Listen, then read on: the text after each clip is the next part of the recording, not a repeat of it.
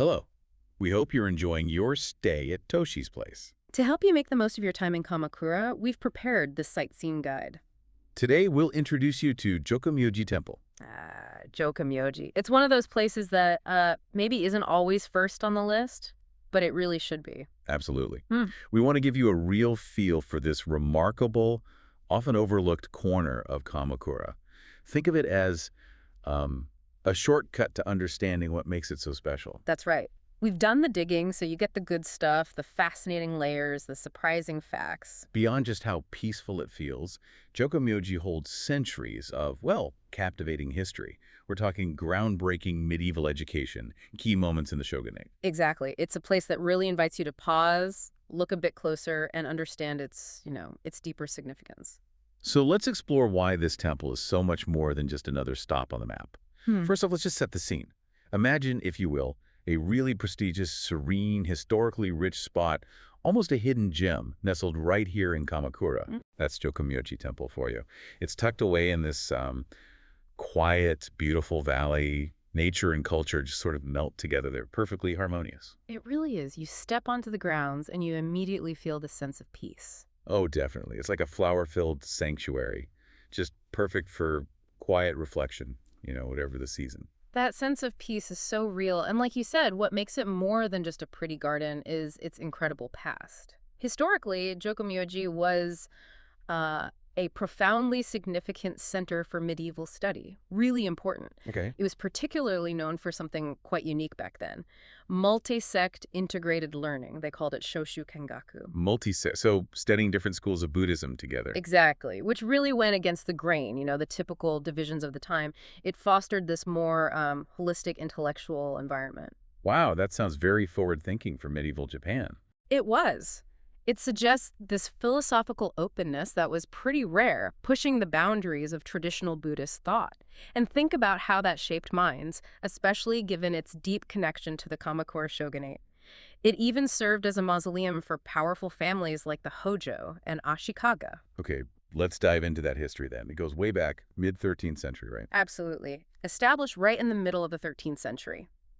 The founding priest was Shina, and he had significant backing from Hojo Nagatoki, that was the 6th regent of the Kamakura shogunate. The 6th regent, okay. Yeah, and some records even sort of hint that the 5th regent, Hojo Tokiori, might have chipped in too. After Nagatoki passed away, it also became a key mausoleum for his family line, the Akahashi Hojo. Really underscores those deep ties to the ruling elite. And this unique learning approach, Yeah. it started right away, even though it was grounded in the Jodo, the Pure Land school. That's right. From the get-go, it embraced that multi-sect integrated learning. They were studying Kigon, Shingon, and Ritsu doctrines alongside Jodo. That kind of intellectual breadth must have created a really different atmosphere compared to other temples back then. Oh, certainly. It was truly groundbreaking. Students weren't just stuck with one viewpoint. They were encouraged to grapple with different philosophies. You get a much more critical, comprehensive understanding that way. And it evolved. Under the third head priest, Koei, it expanded again to include Zen and Tendai teachings. So it became a 4-sect integrated study center. Precisely. And it stayed highly influential for learning right up until the early modern period, always promoting that broad sort of interdisciplinary approach. And its location is strategic too, near the old Kamegayatsuzaka Pass, a really key route for travel and defense. Right, that makes sense. And later it became a spiritual cornerstone for the Ashikaga rulers based in Kamakura. Speaking of the Ashikaga, isn't there a really captivating legend about its revival after the Kamakura shogunate fell? Yes. Ashikaga Takauji, the first Ashikaga shogun, and his brother Tadayoshi, they're credited with bringing it back during the Muromachi period. They supported reconstruction, even donated a relic of the historical Buddha. That's amazing. But the story that really sticks with me is that Takauji's supposedly hid out here, quietly, right at Jokomyo-ji, just before he rebelled against Emperor Kodaigo.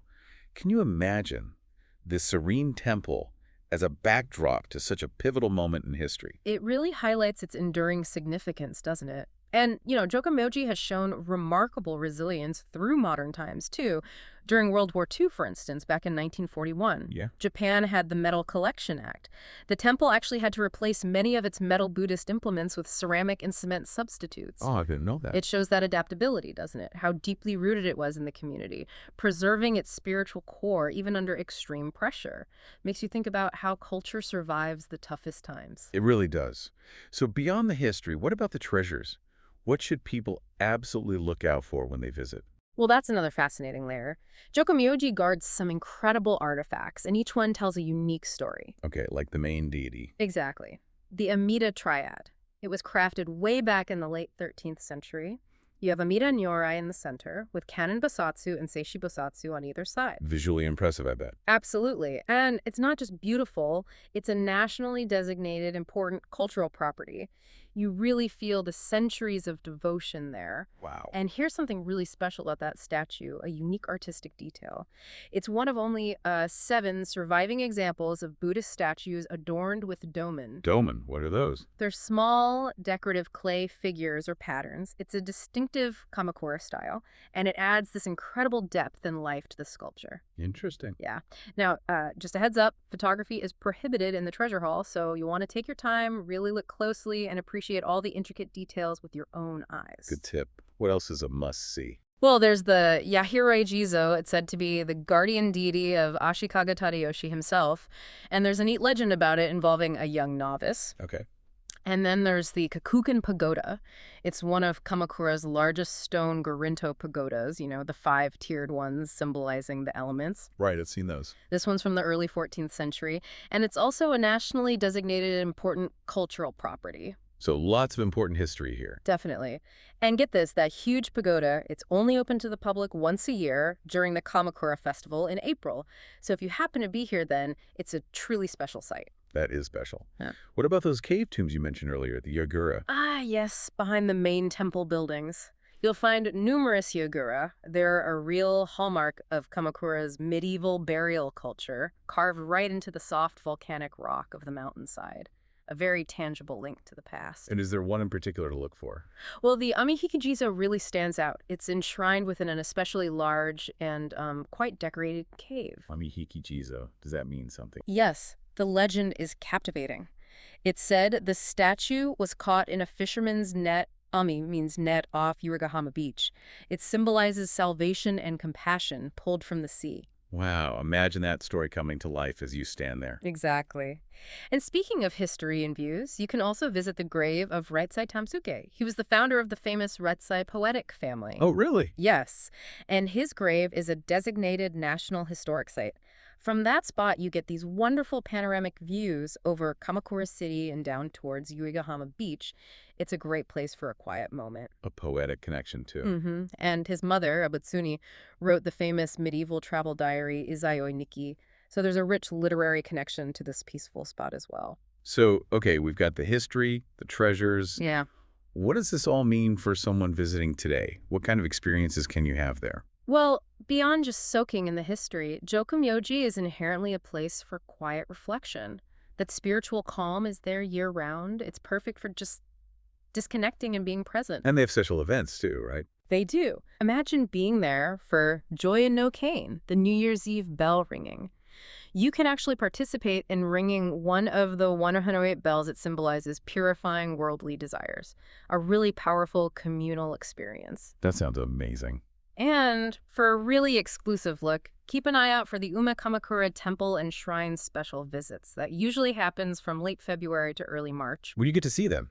Normally closed areas, like the guest hall, its private garden, even the Amihiki Jizo cave we mentioned.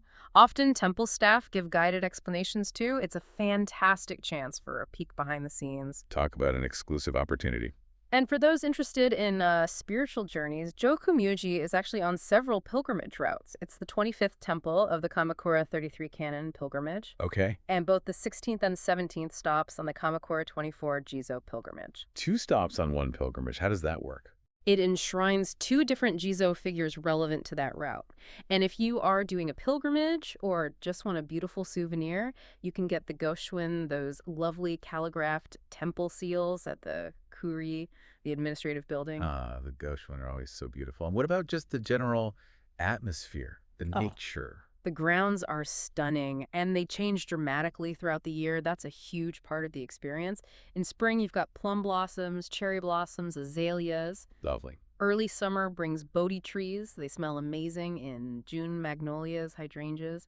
Then autumn, you get the striking red spider lilies, the higanabana, and bush clover. And even winter has its charm with daffodils. So it's beautiful any time of year. Pretty much. It's a living landscape, always offering something new. You mentioned quiet reflection earlier. Is there a best time to go for that? Definitely. Here's a tip, especially since you're staying nearby at Toshi's place. Try an early morning visit. Yeah. Seriously, go before the usual crowds arrive, maybe even before breakfast. Oh, nice idea. You get the temple in this incredible, serene quietude. Just listen to the birdsong, the leaves. You can really immerse yourself in the atmosphere. It's a wonderful way to start the day and connect with the place. Okay, that sounds perfect. Now let's get practical. How do people actually get to Jokomyo-ji? It's actually quite easy to reach. It's about a 15-minute walk from the west exit of JR Kamakura Station. Just a 15-minute walk. That's great. Yeah, it's a pleasant stroll, too. Lets you kind of ease into the temple's peaceful vibe as you get closer. Good point. Any tips for the visit itself? What should people wear or bring? Well, definitely wear comfortable shoes. The grounds have stairs, and some of the paths, especially up towards the back, are uneven mountain trails. Right. They can get a bit slippery if it's been raining, so good footwear is key. Right. Appropriate clothing, too, of course. And just know there's no visitor parking right at the temple, so public transport or walking is the way to go. Got it. Comfortable shoes, maybe check the weather. What about opening hours and costs? Okay, so the main temple grounds are generally open from 9:00 until about 4:00 p.m. or maybe 4:30 p.m. And access to the grounds themselves is actually free. Oh, free entry to the grounds. That's fantastic. It is. But if you want to see inside the Amida Hall, visit the Treasure Hall, or go up to Radzai Temsuke's grave, those specific areas have different hours. Okay, what are those? Typically, they're open on Thursdays, Saturdays, Sundays, and public holidays. The times are usually 10:00 p.m. and then again from 1:00 p.m. to 4:00 p.m. And there's a fee for those specific parts. Yes, a small admission fee. It's 300 yen for high school students and adults and 100 yen for younger visitors. 300 yen. That's very reasonable for seeing important cultural properties. Absolutely. Just one final reminder, probably a good idea for any visit. Really, hours and fees can sometimes change, right? Special events, unexpected closures. Exactly. It's always smart to maybe check a local Kamakura tourism site or an official source just before you head out. Just ensures you have the latest info for a smooth visit. Perfect. So Jokomyo-ji really offers this incredible blend of history, art, nature, and spirituality. It really does. As we wrap up this deep dive, it's clear it's not just a collection of old buildings. It's a living story, isn't it? A testament to resilience, that innovative spirit, and quiet contemplation. Exactly. It's a place that really encourages you to think about that enduring legacy, the intellectual curiosity, the spiritual devotion, from the multi-sect learning to its role in those big historical moments. It kind of challenges us to look beyond the surface. So as you reflect on what we've talked about today, maybe here's something to ponder as you walk the grounds yourself. How do places like Jokomyo-ji, steeped in centuries of adapting yet preserving their core essence, how do they continue to shape our understanding of peace, community, and knowledge in our own fast-changing world? That's a great thought to carry. Perhaps your own visit will reveal some answers. What did you think? We hope the rest of your stay at Toshi's place will be filled with wonderful memories.